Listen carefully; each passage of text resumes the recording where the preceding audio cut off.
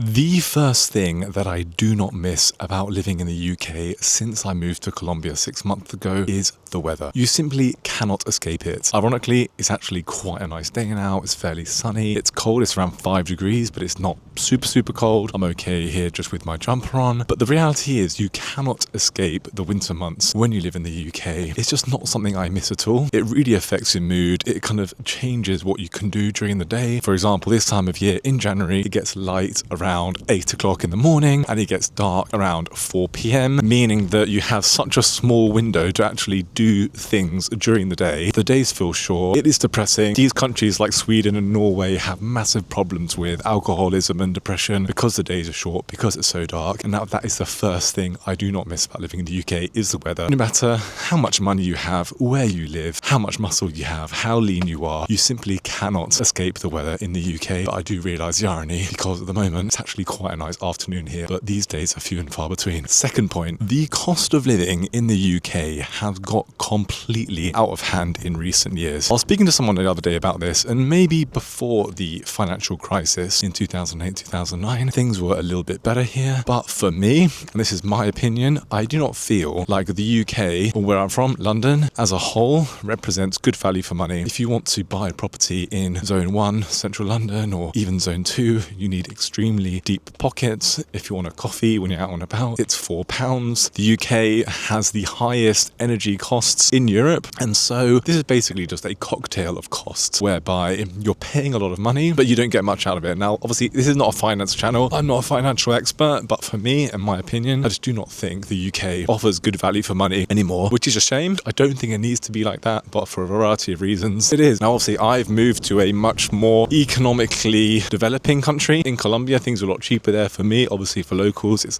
a slightly different story, because if you earn in pounds or dollars or euros, your currency goes quite a long way when you're spending in pesos. But for the UK, I feel that the cost of living is too much for what you get out of it. Point number one, for example, the weather. You pay all this money, you can't escape the weather. That's the second point. Point number three, the UK has a severe tall poppy syndrome problem, whereby society is set up so that you are seen as basically a bad person and an evil entrepreneur if you earn over 50k, for example, which in the UK, as per my second point, really is not a lot of money. But if you earn £50,000 in the UK, you are taxed an insane amount on that money, and it doesn't really go very far. Unlike America, where success is celebrated, I feel that the UK doesn't provide an environment where success is encouraged, is celebrated, and you can feel this everywhere you go, honestly. It's something that's difficult to really pin down, because some people will be disagreeing with me here and just saying that I am just a UK hating expat who left the country. But the reality is, the moment you start doing well in the UK, which is impossible to really do anyway, you get hit left, right and centre with various different tax bills, and your success is not celebrated. And so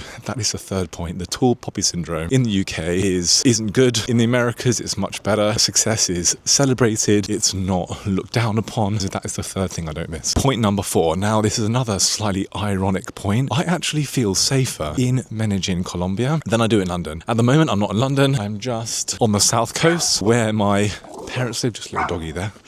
Where my parents live, and so it's slightly different here. But the crime in London has got out of hand. No matter which way you look at it, it is the phone theft capital of the world. I regularly have friends and old clients telling me how they are seeing people getting mugged for their phones, for their Harrods shopping bags outside Harrods, things like this. And so if you are paying above the odds to live in the UK, you live in an expensive property, you pay a lot of council tax, you're buying coffees for £4, you're getting taxed on all of your entrepreneurial money. At the end of that, you're still not safe, because your phone's going to get nicked and you might get into an altercation when you're on a night out in London. So London specifically definitely has a crime problem. And in some parts of Colombia, in Medellin, I feel safer holding my phone out, just doing a video or texting, than I would do in London, for various different reasons, which I won't go into in this video. But overall, I do not miss feeling unsafe in London. It's not all the time. I'm not walking along right now fearing for my life, but gone are the days where you could wear wear a relatively nice watch in London on a night out and not have any problems, because now you would have to be an idiot to do that because you are just asking to be robbed. And the fifth and final point of what I don't miss about living in the UK is I feel that the UK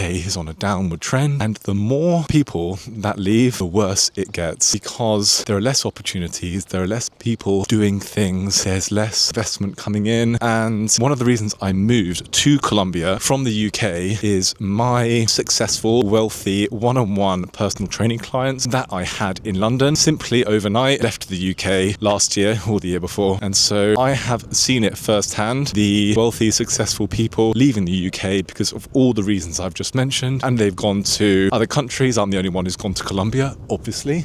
But the more people like that leave, the worse the UK gets. And so I feel that maybe 10 years ago, London was the place to be, or maybe even longer ago. But now you have places like Dubai, Italy, Milan specifically. This is where a lot of the wealthy, successful people are moving to. And for me personally, while I don't need to be in the epicenter of things happening, I do not want to be on a sinking ship. I feel like the UK and London specifically is that sinking ship, socially, economically, politically. And because I don't have too many ties to the UK, I don't have kids, I don't have a wife, I'm fairly flexible. That is one of the reasons I used to leave the UK. And it is nice being somewhere, in my instance, managing Colombia, where it's exciting, it's growing, it's developing, things are happening. There are lots of other entrepreneurs there. Everyone wants to do well. Everyone is trying to hustle. It's a completely different environment from the sinking ship UK. Now, I love the UK. I'm British. I always have a place in my heart for the UK. But those are the 5 things that I do not miss about living in the UK since I moved to Colombia. Catch you in the next video.